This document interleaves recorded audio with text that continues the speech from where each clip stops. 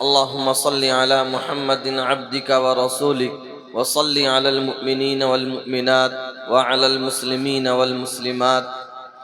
سب سے پہلے تو میں ان نوجوانوں کو اور ان نوجوانوں کے سرپرست جناب مولانا عباد الرحمن صاحب زیدہ فضلہ کو مبارکباد پیش کرتا ہوں، جنہوں نے یہ خوبصورت بزم سجائی، جنہوں نے یہ شاندار محفل منعقد کی اور جنہوں نے اس عظیم الشان جلسے کا انعقاد کیا۔ یقین مانیے کسی قوم کے دست اور بازو اس کے نوجوان ہوا کرتے ہیں، اسی لیے لکھا گیا ہے کہ اگر کسی قوم کے بارے میں آپ کو یہ اندازہ لگانا ہے کہ وہ قوم زندہ رہے گی یا لوگ اسے بھلا دیں گے تو اس کے نوجوانوں کو دیکھ لیا جائے۔ اگر اس کے نوجوان بیدار ہیں، اگر اس کے نوجوان بیدار ہیں، اگر اس قوم کے نوجوانوں میں غیرت ہے، حمیت ہے، غیوری ہے، تو حالات کے تھپیڑے کتنے ہی بھیانک کیوں نہ ہوں، آندھیوں کے رخ کتنے ہی تیز کیوں نہ ہوں، دنیا کی کوئی طاقت اس قوم کو مٹا نہیں سکتی۔ وقتی طور پر پریشان کیا جا سکتا ہے، ڈرایا جا سکتا ہے، دبایا جا سکتا ہے، جھنجھوڑا جا سکتا ہے اور انہیں اذیت میں مبتلا کیا جا سکتا ہے، لیکن صفحہ ہستی سے ان کا نام مٹایا نہیں جا سکتا۔ اور اگر قوم کتنی ہی اچھی کنڈیشن میں کیوں نہ ہو، قوم کتنے ہی اچھے حالات سے کیوں نہ گزر رہی ہو، لیکن اگر اس کے نوجوان بہک گئے، اگر اس قوم کے نوجوانوں کی جوانیاں ناچنے اور گانے میں گزر رہی ہیں، اگر اس کے دن سونے میں، موبائلوں میں، چوراہوں پر بیٹھنے میں، ہوٹلوں پر ٹھٹھے لگانے میں گزر رہے ہیں، اگر اس کی راتیں ڈیجوں کے سامنے تھرکنے پر اور اسکرینوں پر گزر رہی ہیں، تو حالات کتنے ہی اچھے کیوں نہ ہوں، اس قوم کو تباہی سے، بربادی سے، ذلت سے، رسوائی سے کوئی بچا نہیں سکتا۔ آج نہیں تو کل اس قوم کا خاتمہ ہونا ہے، صفحہ ہستی سے اسے مٹنا ہے، اس دھرتی سے، اس نیلے گگن کے نیچے اور اس سرسبز و شاداب سرزمین کے اوپر سے اس کا نام و نشان مٹ جانا ہے۔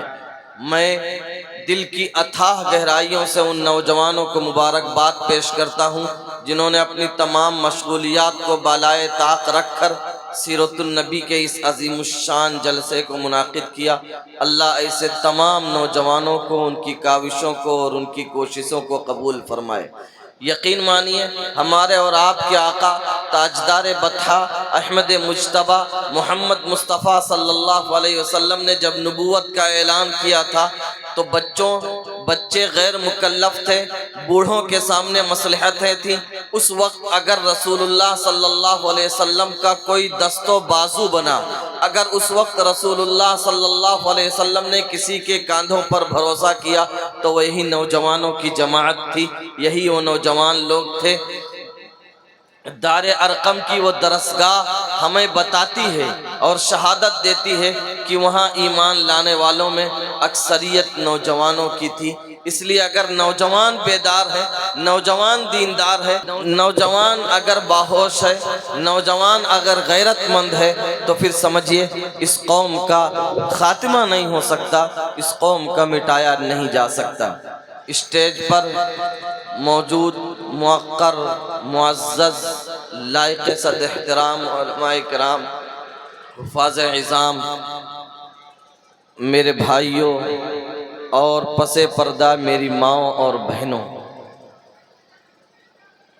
حضرت محمد مصطفیٰ صلی اللہ علیہ وسلم کے نام پر یہ مجلس منعقد ہوئی ہے۔ ہم اور آپ خوش قسمت ہیں کہ ہمارا رشتہ اس محفل سے جڑا ہوا ہے جو محفل جناب محمد الرسول اللہ صلی اللہ علیہ وسلم کے نام پر منعقد کی گئی ہے۔ ہم خوش قسمت ہیں، ہم نیک بخت ہیں کہ ہم اس محفل کا ایک حصہ ہیں جس محفل میں آقائے نامدار تاجدار بطحہ احمد مجتبیٰ محمد مصطفیٰ وسلم کے لب و رخسار کی، آپ کے اخلاق و کردار کی اور آپ کی اداؤں کی باتیں کی جائیں گی۔ جناب محمد رسول اللہ صلی اللہ علیہ وسلم کے بارے میں قرآن نے ایک دعویٰ کیا، شاید اس سے پہلے وہ دعویٰ کسی بھی نبی اور کسی رسول کے بارے میں نہیں کیا گیا۔ یوں تو جتنے بھی انبیاء آئے، جتنے بھی رسول آئے، جتنے بھی ہادی آئے، جتنے بھی پیغمبر آئے، تمام کے تمام اپنے زمانے کے لیے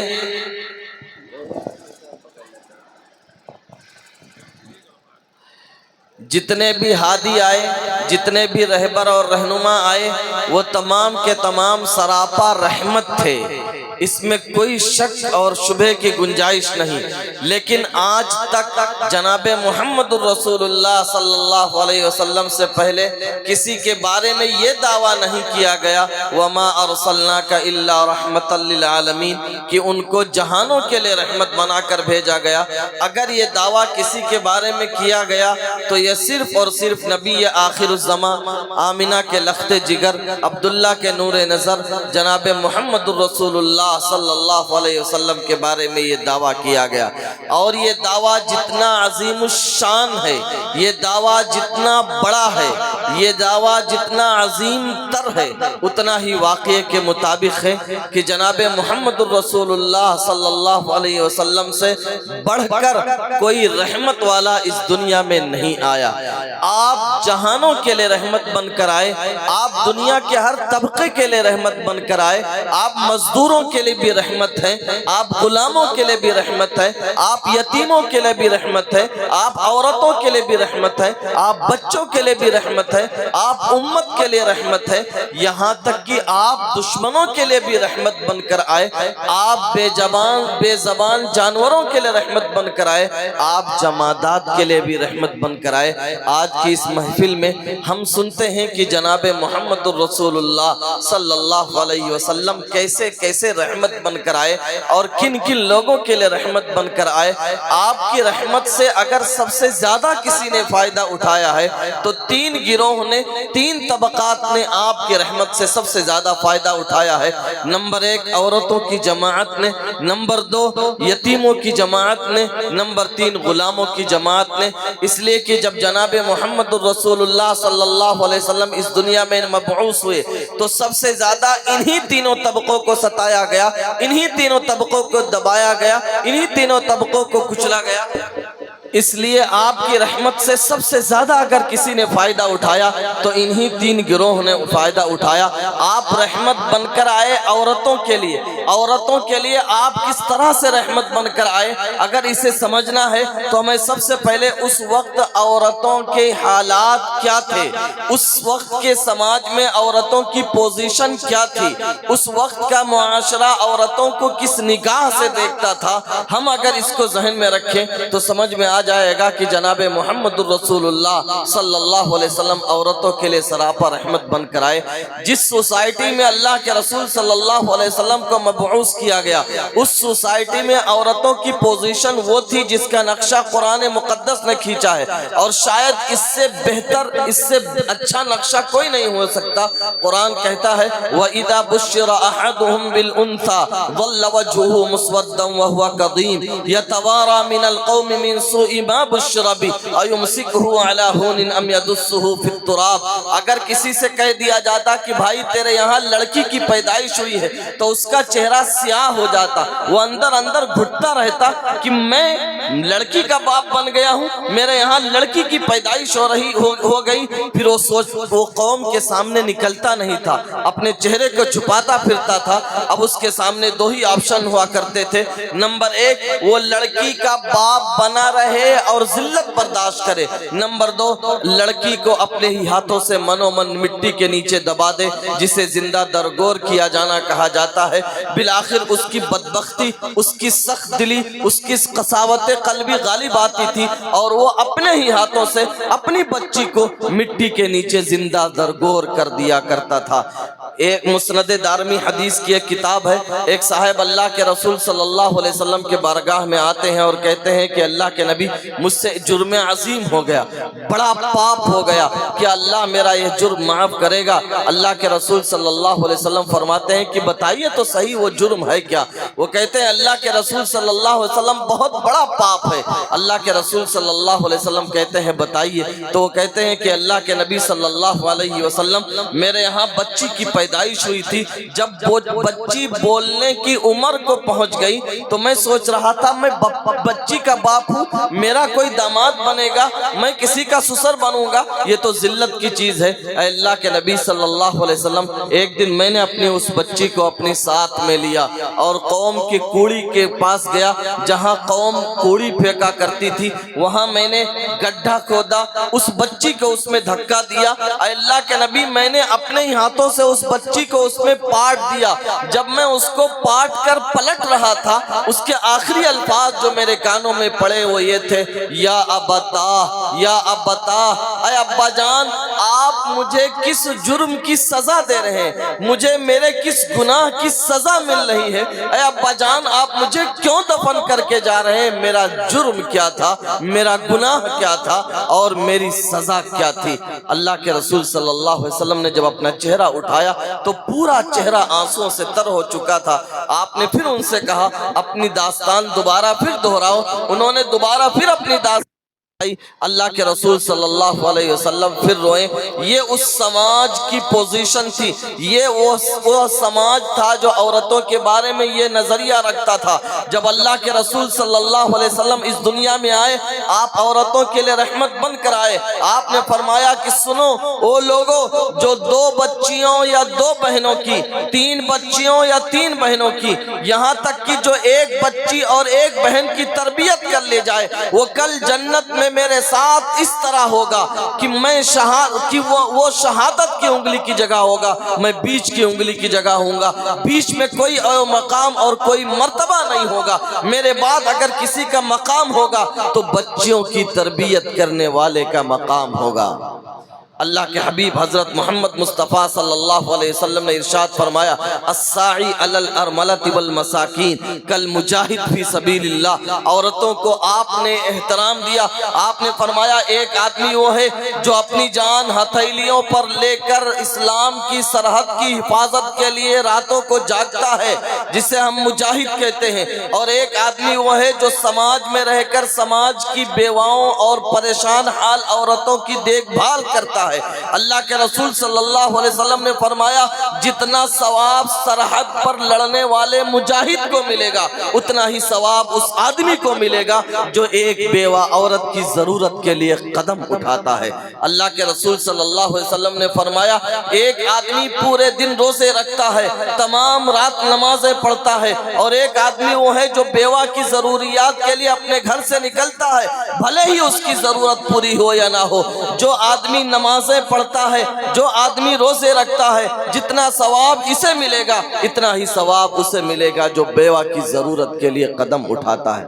اللہ کے رسول صلی اللہ علیہ وسلم نے عورتوں کو یہ اعزاز دیا۔ آپ نے فرمایا، بخاری کی روایت ہے، آپ نے فرمایا میرا دل یہ چاہتا ہے کہ میں عشاء کی نماز لمبی پڑھوں اور لمبی قرات اس میں کروں، لیکن اسمع بکاء الصبی، میں پیچھے سے کسی بچے کے رونے کی آواز سنتا ہوں، اتجوز فی صلاتی، تو میں نماز اس لیے چھوٹی کر دیتا ہوں، میں نماز اس لیے مختصر کر دیتا ہوں کہ میری لمبی نماز کی وجہ سے کسی ماں کو تکلیف پہنچے گی، اس لیے کہ اس کا بچہ رو رہا ہے، تو ماں کی رعایت میں میں اپنی نماز کو مختصر کر دیتا ہوں۔ یہ اعزاز دیا اللہ کے محبوب حضرت محمد مصطفیٰ صلی اللہ علیہ وسلم نے عورتوں کو۔ آپ جب عمرۃ القضاء کے موقع پر مکہ تشریف لائے ہیں، آپ کے چہیتے چچا حضرت حمزہ رضی اللہ تعالی عنہ کی صاحبزادی حضرت امامہ مکے میں رہ گئی تھی۔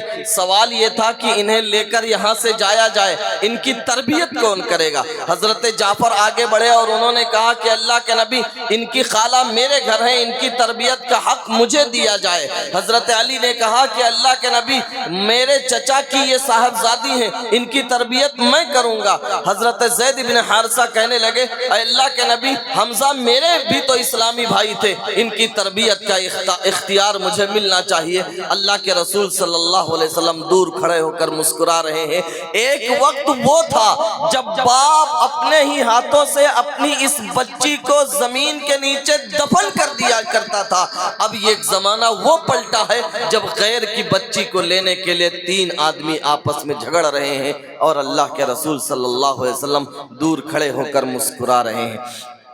تو یہ عورتوں کو آپ نے احترام کیا، احترام دیا، عزت دی، آپ رحمت بن کر آئے۔ بلکہ کہا جائے اگر آپ سراپا دنیا میں عورتوں ہی کے لیے آئے تو یہ غلط نہیں ہوگا۔ شاید یہی وجہ ہے کہ آپ صلی اللہ علیہ وسلم دنیا میں آئے، آپ کی نرینہ اولاد بھی پیدا ہوئی اور آپ کی لڑکیاں بھی پیدا ہوئی، لیکن نرینہ اولاد کو زندہ نہیں رکھا گیا، صرف آپ کی لڑکیوں کو زندہ رکھا گیا، آپ کو یہ بتانے کے لیے کہ آپ سماج میں دیکھ لیں کہ عورتوں کے ساتھ لوگوں کا سلوک کیا ہے، رویہ کیا ہے، برتاؤ کیا ہے، سماج کیسے کیسے نظریات رکھتا ہے عورتوں کے بارے میں۔ آپ قریب سے اس کو ملاحظہ فرمائیں، قریب سے اس کو دیکھ لیں۔ شاید اسی لیے آپ صلی اللہ علیہ وسلم کی نرینہ اولاد زندہ نہیں رکھی گئی۔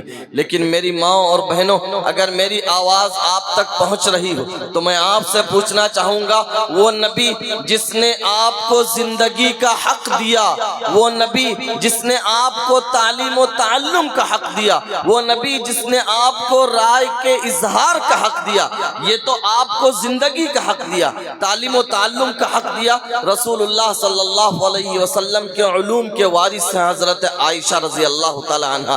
حضرت عائشہ کے علوم کے 2 وارث ہیں، ایک حضرت عروہ ابن زبیر جو آپ کے بھانجے ہوا کرتے ہیں، اور دوسرے اسد بن زرارہ کی پوتی ہیں حضرت عمرہ بنت عبد الرحمن۔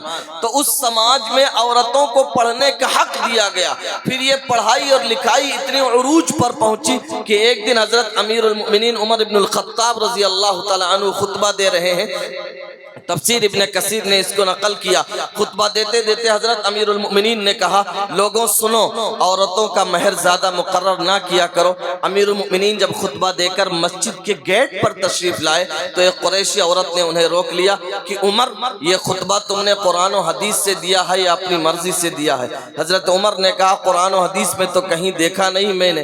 تو اس عورت نے کہا عمر تمہیں کس نے یہ اختیار دیا، تمہیں کس نے یہ حق دیا کہ تم نے یہ تقریر کر دی کہ عورتوں کا حق زیادہ نہیں ہونا چاہیے؟ حالانکہ اللہ کی کتاب کہتی ہے وَإِنْ آتَيْتُمْ إِحْدَاهُنَّ قِنْطَارًا فَلَا تَأْخُذُوا مِنْهُ شَيْئًا، کہ اگر تم عورتوں کو بہت ڈھیروں سارا مال دے دو، آپ میوں محاورے میں ترجمہ کر سکتے ہیں، اور طلاق ہو جائے تو پھر مال کو واپس نہ کرو۔ اس عورت نے کہا عمر اللہ کی کتاب کہتی ہے کہ عورتوں کو ڈھیروں سارا مال دیا جا سکتا ہے، اور تم ہوتے کون ہو ہمارے مہر کو کم کرنے والے؟ حضرت عمر نے کہا کہ ہاں تمہاری بات سچ ہے، میں غلط ہوں۔ چنانچہ حضرت عمر دوبارہ پھر اس منبر پر تشریف لے گئے ہیں اور اپنی غلطی انہوں نے تسلیم کی ہے۔ یہ عورتوں کو علم کا اعزاز بخشا۔ حضرت محمد مصطفیٰ صلی اللہ علیہ وسلم نے عورتوں کو رائے کی آزادی کا اختیار کیا۔ حضرت بریرہ ایک گھر کی باندی ہیں، وہ آزاد ہوا چاہتی ہیں، اما عائشہ نے ان کے پیچھے انویسٹ کیا کہ چلو تم آزاد ہو جاؤ، جسے شریعت کی زبان میں بدل مکاتبت کہتے ہیں۔ جب وہ آزاد ہو گئیں ان کی شادی ہوئی تھی حضرت مغیث سے۔ حضرت مغیث ایک ساونے رنگ کے ایک صحابی ہیں۔ آزادی کے بعد مسئلے کی روح سے غلام اور باندی کو یہ اختیار ملتا ہے کہ وہ چاہے تو اپنا نکاح باقی رکھیں اور چاہے تو اپنا نکاح توڑ دیں۔ حضرت بریرہ نے کہا میں مغیث کے ساتھ نہیں رہنا چاہتی ہوں۔ حضرت مغیث مدینے کی گلیوں میں روتے تھے، لوگوں سے سفارش کیا کرتے تھے۔ ایک دن اللہ کے رسول صلی اللہ علیہ وسلم کی خدمت میں پہنچ گئے کہ اللہ کے نبی بریرہ کو واپس بھیج دیجئے۔ اللہ کے رسول صلی اللہ علیہ وسلم نے حضرت بریرہ کو بلایا۔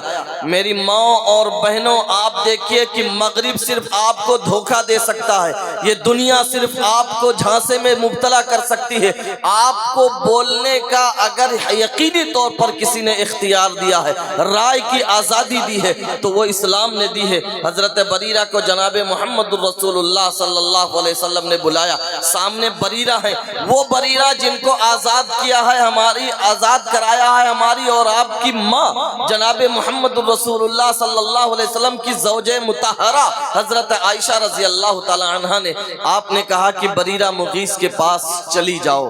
چالاک خاتون تھی، انہوں نے پوچھا اللہ کے رسول صلی اللہ علیہ وسلم یہ آپ کا حکم ہے یا آپ کا مشورہ ہے؟ اگر آپ کا حکم ہے تو مانے بغیر کوئی چارہ کار نہیں ہے۔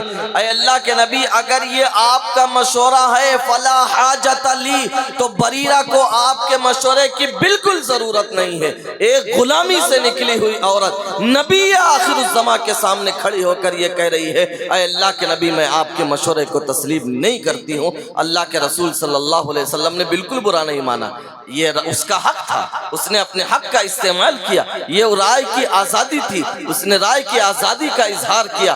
تو آپ کو جناب محمد الرسول اللہ صلی اللہ علیہ وسلم نے زندگی کا حق دیا، رائے کی آزادی کا حق دیا، تعلیم و تعلم کا حق دیا۔ آپ کو جناب محمد الرسول اللہ صلی اللہ علیہ وسلم کے واسطے سے وراثت میں حق دلوایا گیا۔ عورتیں کبھی سوچ بھی نہیں سکتی تھی کہ ہمیں باپ اور ماں کے مال میں ہمارا بھی حق ہوگا۔ یہ اعزاز آپ کے سروں پر رکھا جناب محمد الرسول اللہ صلی اللہ علیہ وسلم نے کہ آپ کو وراثت کا حقدار بنایا۔ لیکن آپ سے سوال یہ ہے کہ وہ نبی جس نے آپ کو زمین کے نیچے سے اٹھایا، آپ کے قدموں کے نیچے جنت رکھ دی، وہ نبی جس نے آپ کے سر پر عظمت و احترام کا تاج رکھا، اس نبی کے دین کے ساتھ آپ کا برتاؤ کیا رہا، کیسا رہا؟ آپ نے بے شرمی کی ساری انتہا پار کر دی۔ آپ نے اس نبی کے دین کو لاتوں سے دھکے مار کر اپنے گھروں سے باہر نکال دیا۔ آج شادی کے موقع پر جتنی بے حیائی، جتنی بے غیرتی، جتنے رسوم، جتنی خرافات ہماری مائیں اور بہنیں کرتی ہیں، شاید مرد اس میں مبتلا نہیں ہے۔ شادی کا موقع ہے، کسی گھر والے سے کہو کہ بھائی یہ رسم نہ کرو، تو وہ آرام سے مان جاتا ہے کہ مولوی صاحب ہم تو چاہتے ہیں کہ نہ ہو، اس میں ہمارا خرچ کم ہوگا، لیکن ہمارے گھر کی مائیں اور ہمارے گھر کی عورتیں نہیں مانتی ہیں۔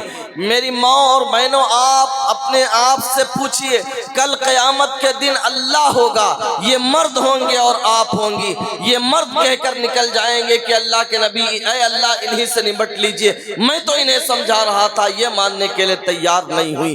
اس لیے میری ماں اور بہنوں، آپ نے جس دین کو دھکا دے کر باہر نکال دیا ہے، آپ نے بے پردگی کو اپنا کلچر بنایا ہے، آپ نے بے حیائی کو اپنا تہذیب اور تمدن بنایا ہے، آپ اس سے واپس آ جائیے، احسان یاد کیجئے نبی آخر الزماں حضرت محمد مصطفیٰ صلی اللہ علیہ وسلم کے۔ آج ضرورت ہے اس بات کی، اس وقت امت کی نیا ڈگمگا رہی ہے، اس وقت امت کی کشتی مجدھار میں ہے، پھنسی ہوئی ہے۔ اگر اس کشتی کو کوئی نکال سکتا ہے تو وہ صرف اور صرف آپ نکال سکتے ہیں۔ آپ کے اوپر ہے، آپ چاہیں تو اس کشتی کو ڈبا دیں اور ڈبا رہی ہیں۔ اس وقت میں پورے ملک میں اگر غیروں کے ساتھ بھاگنے کا ریشو نکالا جائے اور اس کا تناسب نکالا جائے تو آپ کی تعداد زیادہ ہے۔ یہ شروعات آپ نے کی ہے، خدا کے واسطے آپ اپنے آپ کو دیندار بنائیے، نماز اور روزوں پر لائیے۔ آپ اس امت کے نوجوانوں کو، اس امت کے بوڑھوں کو، اس امت کی نئی نسل کو آپ سنبھال لیجئے، جیسے سنبھالا تھا اکرمہ کو ان کی اہلیہ نے۔ جب رسول اللہ صلی اللہ علیہ وسلم مکے میں داخل ہوئے، آپ نے اعلان فرمایا، یوں تو عام معافی کا اعلان ہے لیکن کچھ انعامی مجرم ہیں، انہیں معاف نہیں کیا جائے گا۔ انہی انعامی مجرموں میں سے ایک اکرمہ بن ابی جہل ہے، ان کا نام بھی لٹکا دیا گیا کہ یہ اگر کعبے کے پردے کو پکڑ کر لٹکے ہوئے ہوں تو وہاں بھی انہیں مار دیا جائے، وہاں بھی انہیں قتل کر دیا جائے۔ جب انہوں نے یہ اعلان سنا تو یہ بھاگ گئے تہامہ کی طرف۔ ان کی بیوی اللہ کے رسول صلی اللہ علیہ وسلم کے پاس آئی۔ آپ عورتوں کے لیے کتنے ہمدرد تھے میری ماں اور بہنوں، اندازہ لگاؤ۔ ایک انعامی مجرم ہے، اس کی بیوی آتی ہے اور کہتی ہے کہ اللہ کے رسول صلی اللہ علیہ وسلم میرے شوہر کو پناہ دیجئے۔ اللہ کے رسول صلی اللہ علیہ وسلم کہتے ہیں پناہ ہے، وہ جاتی ہے اپنے شوہر کو لے کر آتی ہے۔ حضرت اکرمہ بن ابی جہل جو ابو جہل کے بیٹے ہیں، جب وہ مجلس میں تشریف لاتے ہیں، اللہ کے رسول صلی اللہ علیہ وسلم کھڑے ہو کر ان کا استقبال کرتے ہیں۔ اکرمہ بن ابی جہل کہتے ہیں کہ اللہ کے نبی، آج سے پہلے اس روئے زمین پر جتنے چہرے تھے سب سے بدترین چہرہ میرے نزدیک آپ کا تھا۔ اے اللہ کے نبی صلی اللہ علیہ وسلم، آج اب ایمان لانے کے بعد اس روئے زمین پر جتنے چہرے ہیں ان چہروں میں سب سے محبوب چہرہ میرے نزدیک آپ کا ہے۔ پھر اس کے بعد اکرمہ نے کہا کہ اللہ کے نبی، میں نے جتنی توانائی، جتنی انرجی، جتنی طاقت اسلام کو مٹانے میں خرچ کی تھی اس سے ڈبل طاقت اسلام کو زندہ کرنے میں اور پھیلانے میں خرچ کروں گا۔ میں نے جتنا مال، جتنا روپیہ، جتنے پیسے اسلام کو مٹانے میں لگائے تھے اس سے ڈبل مال، ڈبل پیسہ، ڈبل روپیے اسلام کو پھیلانے میں خرچ کروں گا۔ اور پھر یوں اسلام کو یہ ایک جنریل، ایک شہزادہ نصیب ہوا، ایک عورت کی بیدار مغزی کی وجہ سے۔ یہی حال اس وقت امت کی ہے۔ آپ اکرمہ بن ابی جہل کی اہلیہ محترمہ کا کردار ادا کر دیں، انشاءاللہ ہماری یہ کشتی ساحل سے لگ جائے گی، ہماری یہ ناؤ کنارے سے لگ جائے گی۔ جناب محمد الرسول اللہ صلی اللہ علیہ وسلم رحمت بن کر آئے عورتوں کے لیے، آپ رحمت بن کر آئے یتیموں کے لیے۔ جس سماج میں آپ تشریف لائے تھے وہاں یتیموں کے ساتھ بدترین سلوک کیا جاتا تھا۔ باپ کے انتقال کے بعد لوگ یتیموں کا صرف یہی نہیں کہ مال لوٹ لیا کرتے تھے بلکہ یتیموں کی ماؤں سے شادیاں کر کے اسے دھکا دے کر گھر سے باہر نکال دیا کرتے تھے۔ اللہ کے رسول صلی اللہ علیہ وسلم جب اس دنیا میں تشریف لائے آپ کے اوپر قرآن اترا، کلا بلا تکریمون الیتیم، سنو آپ ایک عام غریب کو صرف مدد کر دیں اتنا کافی ہے، لیکن اگر آپ کے دروازے پر یتیم آیا ہے، بن باپ کا کوئی لڑکا آیا ہے تو اس کا اکرام کیجئے، احترام کیجئے، اس کی عظمت بجا لائیے، پھر اس کے بعد اس کا تعاون کیجئے۔ اللہ کے رسول صلی اللہ علیہ وسلم نے ارشاد فرمایا، انا وکافل الیتیم کہاتین فی الجنہ، جنت میں کل قیامت کے دن میں اور یتیم کی تربیت کرنے والا دونوں اس طرح سے ہوں گے کہ بیچ کی انگلی میرا مقام ہے اور شہادت کی انگلی اس کا مقام ہے، بیچ میں کسی اور کا کوئی مقام نہیں ہوگا۔ اللہ کے رسول صلی اللہ علیہ وسلم نے ارشاد فرمایا، خیر بیت فی المسلمین بیت فیہ یتیم یحسن الیہ وشر بیت فی المسلمین بیت فیہ یتیم یساء الیہ، اس دھرتی پر سب سے برا گھر وہ ہے جس میں کوئی یتیم بچہ ہو اور اس کو دھکے دیا جاتا ہو، اس کو دھتکارا جاتا ہو، اسے رونے سسکنے بلکنے پر مجبور کیا جاتا ہو۔ اس دھرتی کے اوپر سب سے بہترین گھر وہ ہے جس میں کوئی یتیم بچہ ہو اور لوگ اسے ہاتھوں ہاتھ لیتے ہوں، لوگ اس کے ساتھ پیار محبت اور شفقت کا برتاؤ کرتے ہوں۔ اللہ کے رسول صلی اللہ علیہ وسلم نے ارشاد فرمایا، یتیم کے ساتھ کچھ اور اگر نہیں کر سکتے آپ، اگر یتیم بچہ دیکھیں اس کے سر پر ہاتھ پھیر دیں، آپ کا ہاتھ جتنے بالوں کے اوپر سے گزرے گا ہر بال کے بدلے میں آپ کو ایک نیکی ملے گی۔ ایک صاحب اللہ کے رسول صلی اللہ علیہ وسلم کے پاس تشریف لائے اور انہوں نے فرمایا کہ اللہ کے نبی دعا فرما دیجئے، کوئی علاج بتا دیجئے، میرا دل سخت ہو گیا ہے۔ ایمان والو علاج سنیے جو اللہ کے رسول صلی اللہ علیہ وسلم نے ارشاد فرمایا۔ آپ صلی اللہ علیہ وسلم نے ارشاد فرمایا، امسح رأس الیتیم، یتیم کے سر پر ہاتھ پھیر دیا کرو، تمہارا دل بھی نرم ہو جائے گا اور تمہاری دنیاوی ضرورت بھی پوری کی جائے گی۔ یہ ہے وہ علاج۔ اس لیے یتیم کے لیے ہمدردی ہونا چاہیے۔ میری معلومات کے حد تک جو آپ صلی اللہ علیہ وسلم کے قریبی رشتہ دار ہیں، نواسے نواسیاں، ان کو چھوڑ کر اگر کسی اجنبی نے نبوت کے کندھے پر سواری کی ہے تو یتیم کو اعزاز حاصل ہے کہ اس نے جناب محمد الرسول اللہ صلی اللہ علیہ وسلم کے کندھے پر سواری کی ہے۔ غزوہ احد سے واپسی کے بعد ایک کندھے سے صحابی حضرت بشیر بن عقربہ آتے ہیں اور کہتے ہیں، اللہ کے رسول صلی اللہ علیہ وسلم، این ابی، میرے ابا آپ کے ساتھ گئے تھے، وہ گئے کہاں؟ اللہ کے رسول صلی اللہ علیہ وسلم کو بڑی تکلیف ہوئی کہ چھوٹا سا بچہ ہے اپنے ابا کے بارے میں سوال کر رہا ہے۔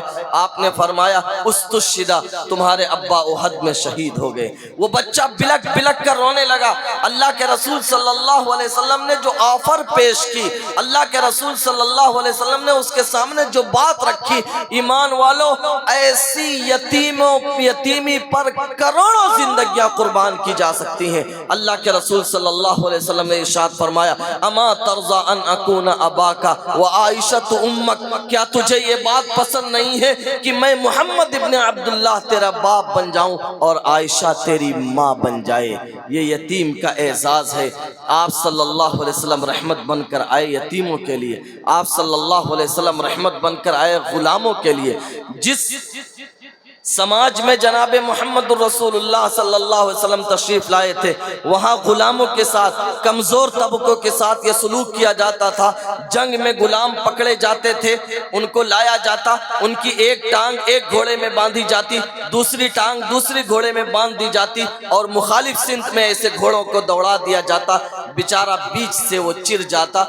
درخت کی دو شاخیں نیچے جھکا لی جاتی، ایک شاخ میں ایک ٹانگ باندھ دی جاتی، دوسری شاخ میں دوسری ٹانگ باندھ دی جاتی، اور درخت کی شاخوں کو چھوڑ دیا جاتا۔ جب شاخ اوپر جاتی تو اس غلام کا اور اس قیدی کا پورا بدن چر جاتا۔ غلام کے ساتھ یہ سلوک کیا جاتا کہ غلام پکڑ کر آتا تو اسے ستون میں باندھ دیا جاتا، اور بچے اس پر نشانہ سیکھتے تھے، گویا کہ اس کو جینے کا حق بھی نہیں تھا، کھانا اور پینا بہت دور کی بات ہے۔ اللہ کے رسول صلی اللہ علیہ وسلم جب اس دنیا میں تشریف لائے تو آپ کے قریب جن لوگوں نے جگہ پائی ان میں اکثریت غلاموں کی تھی، یا ان لوگوں کی تھی جو غلاموں سے نکل کر آئے تھے۔ آپ نے غلاموں کو اعزاز دیا۔ جناب محمد الرسول اللہ صلی اللہ علیہ وسلم فتح مکہ کے موقع پر مکے میں داخل ہو رہے ہیں، 10,000 کا لشکر جرار ہے، پورا مکہ سامنے کھڑا ہے۔ جب اذان کا وقت آتا ہے تو اللہ کے رسول صلی اللہ علیہ وسلم ایک غلامی سے نکلے ہوئے انسان حضرت بلال سے کہتے ہیں کہ بلال کعبہ کی چھت پر چڑھ جائیے اور اللہ اکبر کی صدا بلند کر دیجئے۔ حضرت بلال کہتے ہیں کہ اللہ کے نبی چڑھا نہیں جائے گا۔ آپ صلی اللہ علیہ وسلم کہتے ہیں بلال میرے کندھے پر قدم رکھیے اور کعبہ کی چھت پر کھڑے ہو کر اللہ اکبر کی صدا بلند کر دیجئے۔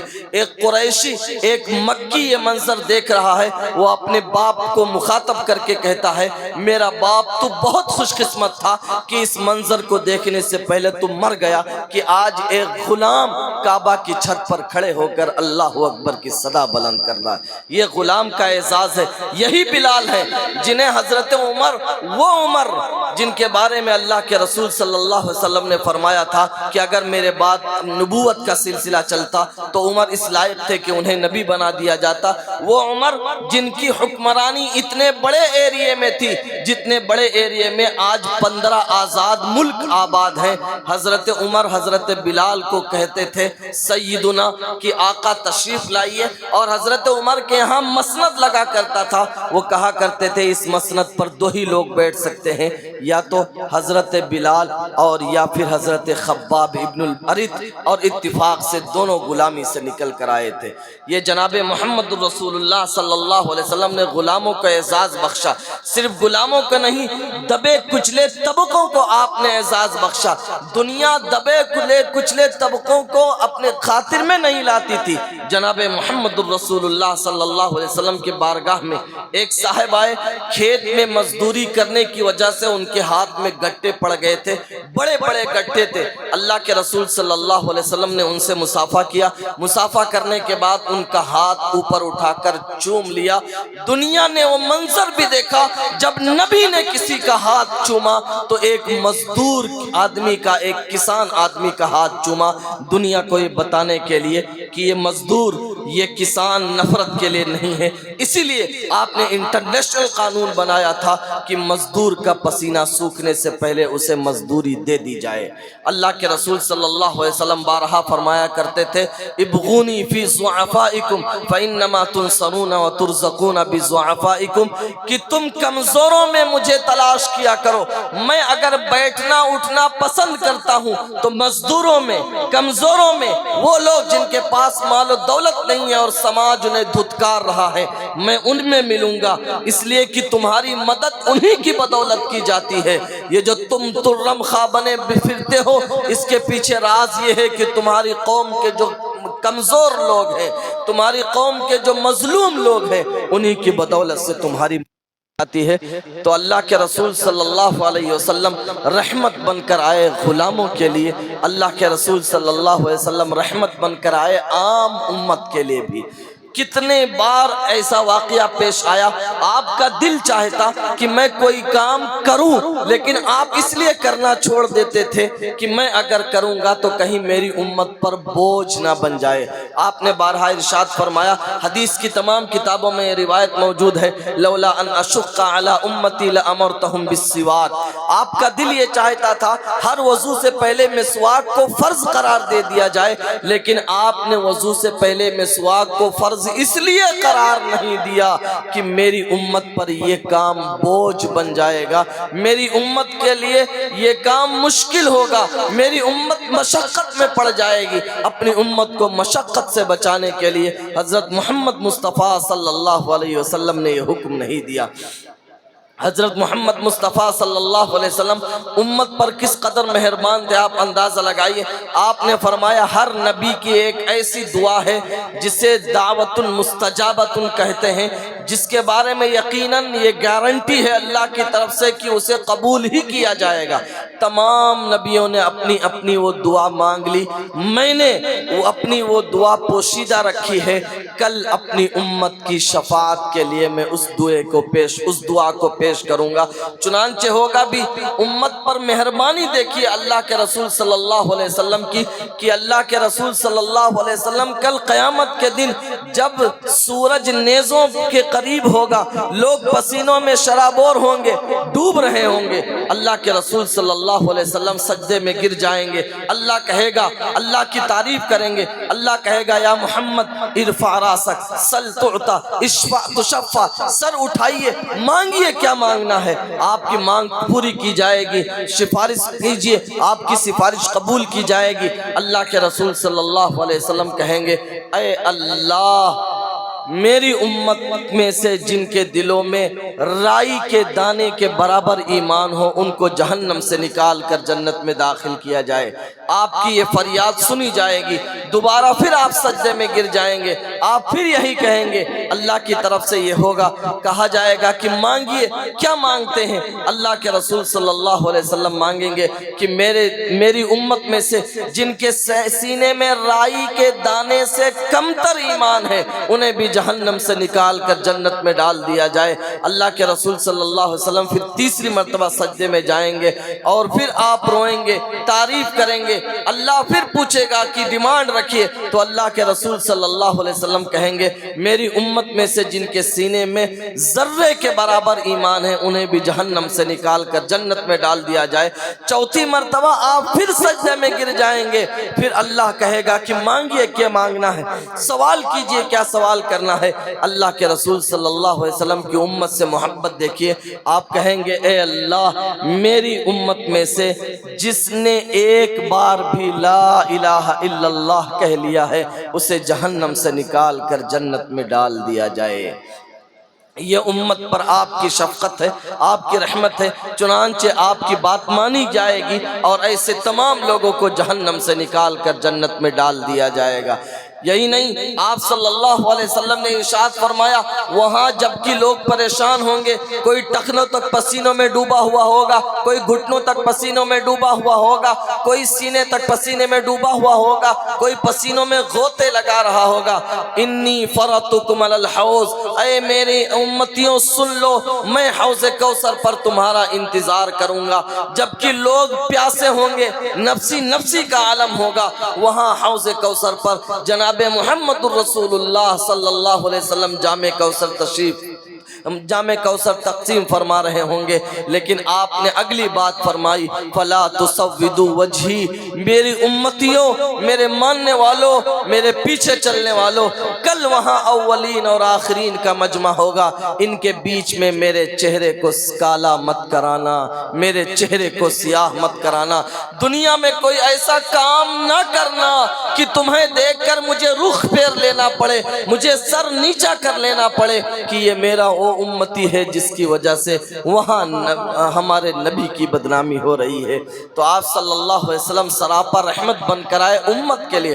حضرت عائشہ کہتی ہیں ایک دن اللہ کے رسول صلی اللہ علیہ وسلم نے دعا فرمائی، اس میں دعا کے الفاظ یہ تھے اللہم اغفر لی عائشہ ما تقدم منها وما تأخر وما اسرت وما اعلنت، اے اللہ عائشہ کے اگلے پچھلے اور کھلم کھلا کیے ہوئے اور تنہائی میں کیے ہوئے تمام گناہوں کو معاف فرما دے۔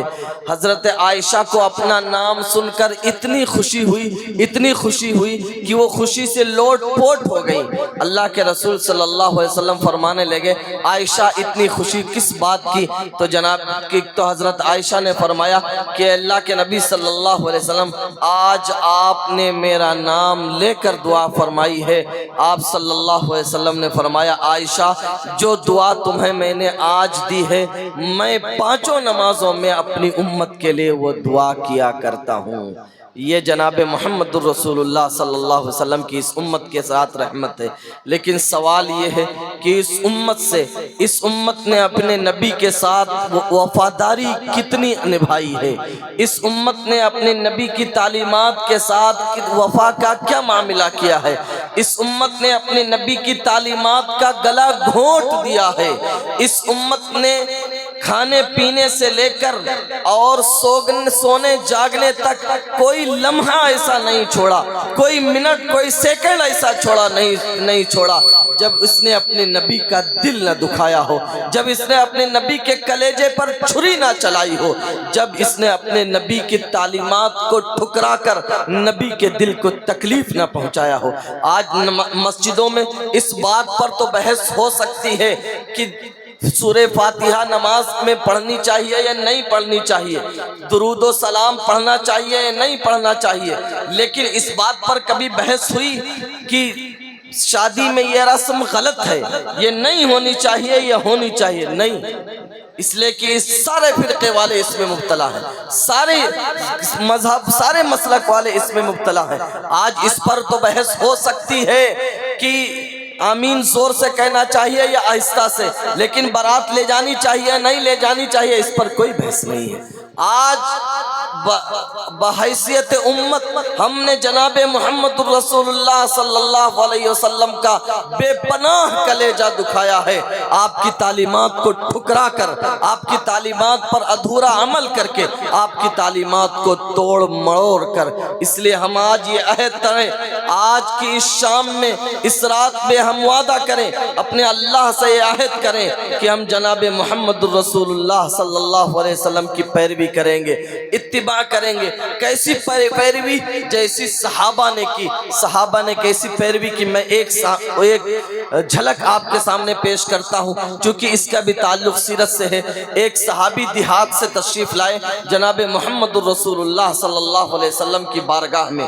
جب آپ تشریف لائے ہیں تو ان کی ملاقات اللہ کے رسول صلی اللہ علیہ وسلم سے اس حال میں ہوئی کہ اللہ کے رسول صلی اللہ علیہ وسلم کے اوپر کا بٹن کھلا ہوا تھا۔ وہ اپنے گاؤں واپس چلے گئے، دوبارہ پھر مدینہ آنے کی توفیق نہیں ہوئی یا موقع نہیں ملا، لیکن انہوں نے پوری زندگی کبھی بھی اپنے کرتے کے اوپر کا بٹن بند نہیں کیا۔ وہ کہا کرتے تھے میں نے کملی والے کو مدینے میں دیکھا اس حال میں کہ ان کے کرتے کے بٹن کھلے ہوئے تھے، اب میں موت تک اپنے کرتے کا بٹن بند نہیں کر سکتا۔ یہ بند کر لیتے، کوئی حرام نہیں تھا، ناجائز نہیں تھا، لیکن نبی کی اتباع ایسی تھی، نبی کی پیروی ایسی تھی۔ جناب محمد الرسول اللہ صلی اللہ علیہ وسلم کی بارگاہ میں ایک صحابی آتے ہیں، ان کے ہاتھ میں سونے کی انگوٹھی ہے۔ مسلم کی روایت ہے سونا حرام ہو چکا تھا، آپ صلی اللہ علیہ وسلم نے ان کی وہ سونے کی انگوٹھی اتاری اور زمین پر پھینک دی۔ آپ نے کہا یہ کیا جہنمیوں کا زیور پہن کر آ گئے ہو؟ جب آپ صلی اللہ علیہ وسلم مجمع سے واپس تشریف لے گئے تو کسی لقمہ دینے والے نے لقمہ دیا. بہت سے ہوشیار لوگ ہوتے ہیں کہ انگوٹھی اٹھا لو گھر والوں کے کام آ جائے گی.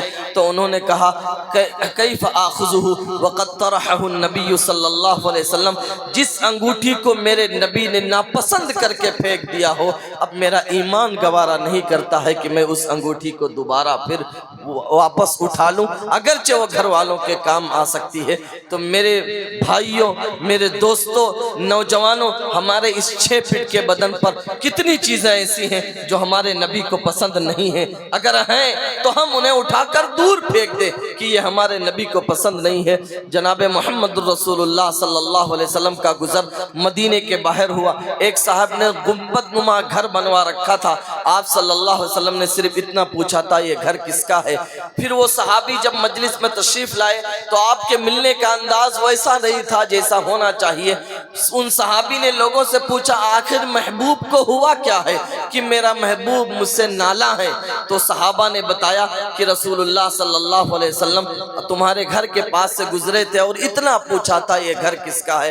وہ سمجھ گئے, ان کی کھوپڑی ٹھنک گئی. وہ فوراً اٹھے کدال لے کر, اور انہوں نے سوچا یہ گھر میرے محبوب کی نگاہوں کو پسند نہیں ہے. وہ کدال لے کر گئے اور اس گھر کو زمین کے برابر کر دیا اور کہا جو گھر میرے محبوب کی نگاہوں میں کھٹکتا ہو وہ اس لائق نہیں ہے کہ دھرتی کے اوپر باقی رہے. حضرت عبداللہ بن عمرو بن العاص رضی اللہ تعالیٰ عنہ مجلس میں تشریف لاتے ہیں. آپ کے بدن پر کسم نما ایک چادر ہوتی ہے. آپ صلی اللہ علیہ وسلم نے صرف اتنا پوچھا تھا ما ھذا, یہ کیسی چادر اوڑھ کر آ گئے ہو. وہ گئے, گھر میں چولہا جل رہا تھا, چادر کو اٹھا کر چولہے میں ڈال دی اور وہ چادر جل گئی. دوسرے دن پھر جب دربار میں تشریف لائے ہیں, اللہ کے رسول صلی اللہ علیہ وسلم نے پوچھا کہ وہ چادر کیا ہوئی. تو وہ کہنے لگے اے محبوب صلی اللہ علیہ وسلم میں نے اس چادر کو جلا دی. آپ نے پوچھا ہلا کسوتنی ہی اہلک, اپنے اہل و عیال کو دے سکتے تھے. تو انہوں نے سوچا ہوگا کہ محبوب جو چادر آپ کی نگاہوں کو کھٹکے, محبوب جو چادر آپ کی ناراضگی کا سبب بنے وہ دنیا میں باقی ہی کیوں رہے, وہ میرے گھر میں باقی ہی کیوں رہے, میں نے اس کو آگ میں جلا دیا. جناب محمد رسول اللہ صلی اللہ علیہ وسلم جب ہجرت کر کے مدینہ منورہ تشریف لے گئے ہیں, اتباع دیکھیے, میں آپ کو اتباع سمجھانا چاہتا ہوں کہ پیروی کیا ہوتی ہے محبوب کی. آپ کا قیام حضرت ابو ایوب انصاری رضی اللہ تعالیٰ عنہ کے گھر پر ہے. حضرت ابو ایوب انصاری کا گھر 2 منزلہ ہے. آپ صلی اللہ علیہ وسلم نے فیصلہ کیا میں نیچے رہوں گا, ابو ایوب انصاری اور ان کے گھر والے اوپر رہیں گے.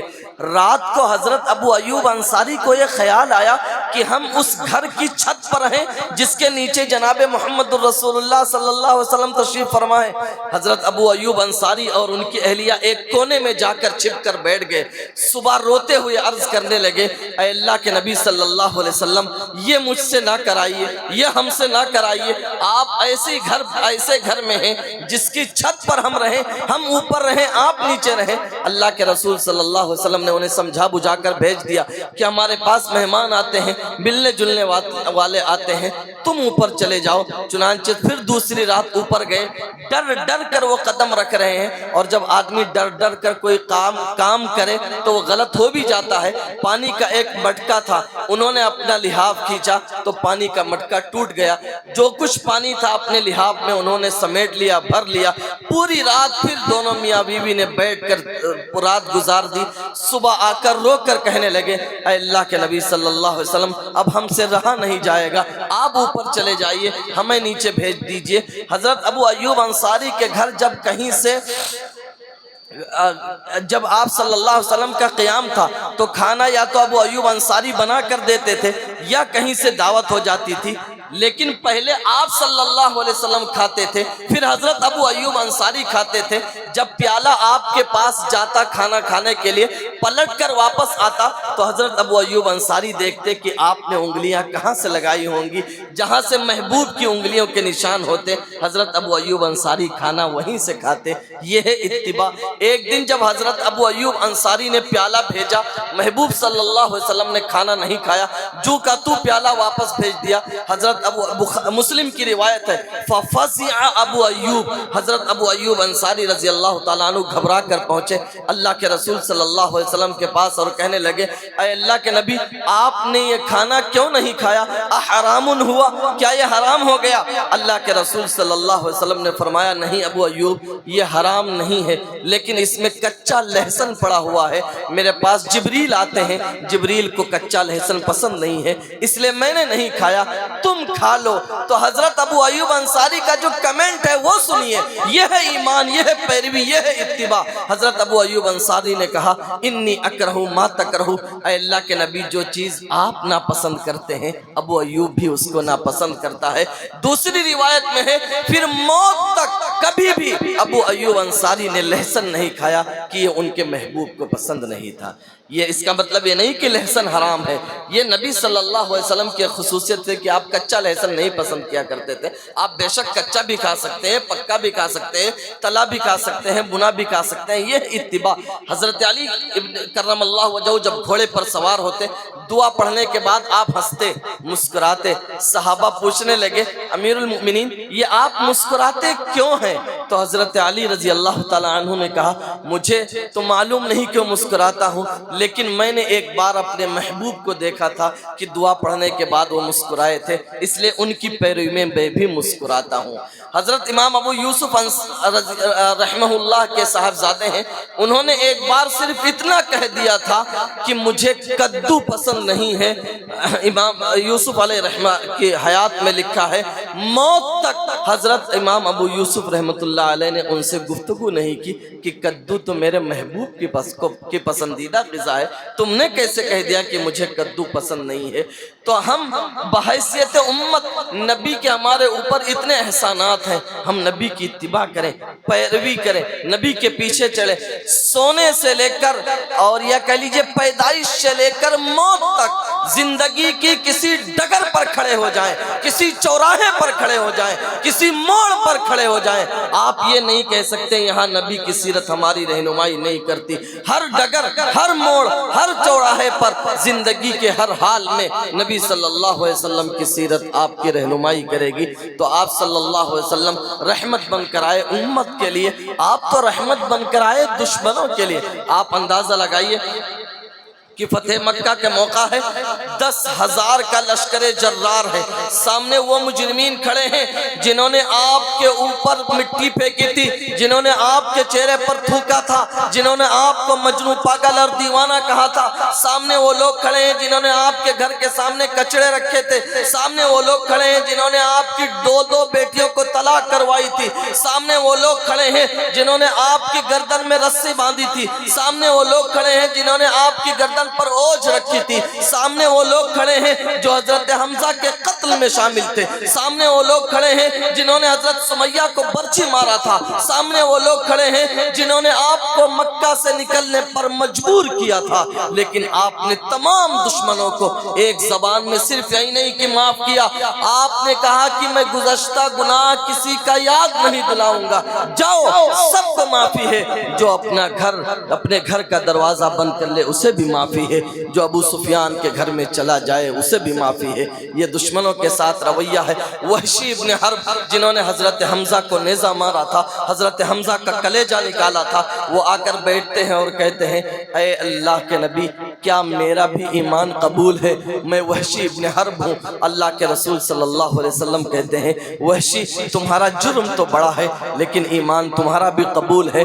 وحشی ابن حرب کا بھی ایمان آپ نے قبول کر لیا، لیکن اتنی بات کہی کہ وحشی جب تمہیں دیکھتا ہوں تو چچا کی یاد آ جاتی ہے۔ حضرت وحشی کا بھی ایمان دیکھیے، انہوں نے کہا کہ اللہ کے نبی آج کے بعد سے یہ وحشی اب آپ کی نگاہ کے سامنے نہیں آئے گا، چنانچہ وہ ہمیشہ کے لیے ملک شام چلے گئے۔ احد میں 70 صحابہ کی لاش، 70 صحابہ شہید ہو چکے ہیں، لاش ان کی پڑی ہوئی ہے۔ اللہ کے رسول صلی اللہ علیہ وسلم کے 2 دندان مبارک شہید ہیں، آپ کے چہرے سے خون جاری ہے۔ ایسے موقع پر ایک صاحب آتے ہیں اور کہتے ہیں ادعو علی المشرکین، اے اللہ کے نبی آج تو آپ ان کے لیے بددعا فرما ہی دیجئے۔ اللہ کے رسول صلی اللہ علیہ وسلم نے ان دشمنوں کو دیکھ کر فرمایا انی لم ابعث لعانن انما بعثت رحمتن، میں لعنت اور ملامت کے لیے اس دنیا میں نہیں بھیجا گیا، میں رحمت کے لیے اس دنیا میں بھیجا گیا ہوں۔ پھر آپ نے فرمایا اللہم اہدی قومی فإنہم لا یعلمون، اے اللہ میری قوم کو سمجھ دے دے، میری قوم مجھے جانتی نہیں ہے۔ تو آپ تو دشمنوں کے لیے بھی رحمت بن کر آئے، آپ جانوروں کے لیے بھی رحمت بن کر آئے۔ ایک انصاری کے باغ میں جناب محمد رسول اللہ صلی اللہ علیہ وسلم داخل ہوتے ہیں، ایک اونٹ وہاں بندھا ہوا ہوتا ہے۔ جب وہ اونٹ آپ کو دیکھتے ہیں آنسو چھلک آتے ہیں۔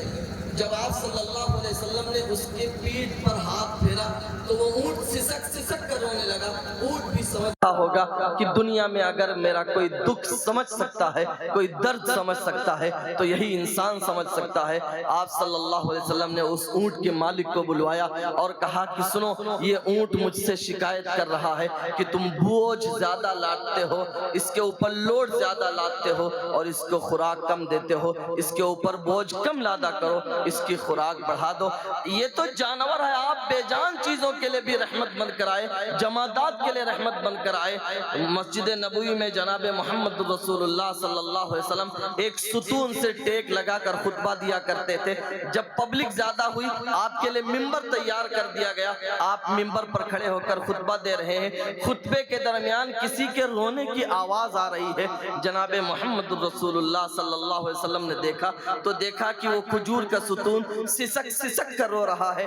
جناب محمد رسول اللہ صلی اللہ علیہ وسلم نیچے تشریف لائے اور آپ نے اس کو سینے سے لگایا، پھر اس کی سسکی بند ہوئی۔ آپ صلی اللہ علیہ وسلم نے فرمایا اگر میں اس کو سینے سے نہ لگاتا تو قیامت تک یہ چیز اسی طرح سسک سسک کر رویا کرتا۔ تو آپ صلی اللہ علیہ وسلم تو سراپا رحمت بن کر آئے ہیں بے جان چیزوں کے لیے بھی۔ اس لیے ایمان والو، ہم نے سیرت النبی کے عنوان سے یہ جلسہ منعقد کیا ہے۔ ہم اپنے نبی سے بے پناہ محبت کرتے ہیں، ارے کرتے ہیں نہیں کرتے ہیں، اپنی ماں سے زیادہ، اپنے باپ سے زیادہ، اپنی اولاد سے زیادہ، دنیا کی ہر چیز سے زیادہ ہم ان سے محبت کرتے ہیں۔ آپ سے محبت کا تقاضا یہ ہے کہ ہم دنیا میں رحمت بنے، زحمت نہ بنے۔ سب سے پہلے ہم رحمت بنے اپنی بیوی کے لیے۔ ہم دوسروں کے لیے بہت اچھے ہیں، اپنے ساتھیوں کے لیے اچھے ہیں، ہوٹل والوں کے لیے اچھے ہیں، کاروبار والے کے لیے اچھے ہیں، لیکن ہم اپنی بیوی کے لیے انتہائی ظالم ہیں۔ اس لیے آپ اس ظلم کو ختم کیجئے۔ جب بھی بیوی کوئی لفظ بول دے، ذرا سا نمک تیز ہو جائے، ذرا سی کوئی بات پیش آ جائے، صرف یہی نہیں کہ ہم بیوی کو گالی دیتے ہیں، ساتھ ساتھ اس کے باپ کو گالیاں بکتے ہیں، اس کی ماں کو گالیاں بکتے ہیں، اس کے میکے والے کو گالیاں بکتے ہیں۔ یہ بدترین ظلم ہے جس کا شکار ہماری چہار دیواری میں ہماری بیوی۔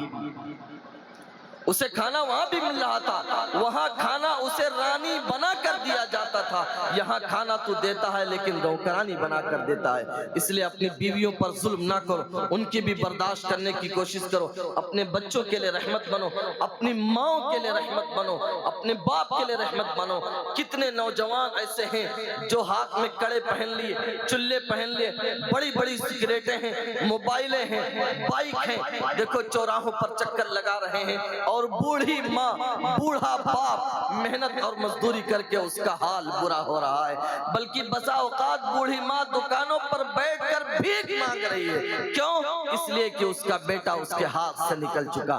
ایمان والے نوجوانوں، یہ تم اپنی ماں کے لیے زحمت ہو، کل اللہ کے ہاں تمہاری گردن کٹ جائے گی، نپ جائے گی۔ اس لیے اپنی ماں کے لیے رحمت بنو، اپنے باپ کے لیے رحمت بنو، اپنے پڑوسیوں کے لیے رحمت بنو۔ پڑوسیوں کا صرف یہ حق نہیں ہے کہ ان کو تکلیف نہ دی جائے، پڑوسیوں کا اصل حق یہ ہے کہ اگر وہ تکلیف دیں تو اسے بھی برداشت کر لیا جائے۔ امام احمد بن حنبل کی سوانے میں لکھا ہے کہ امام احمد بن حنبل کے بغل میں ایک یہودی کا گھر تھا۔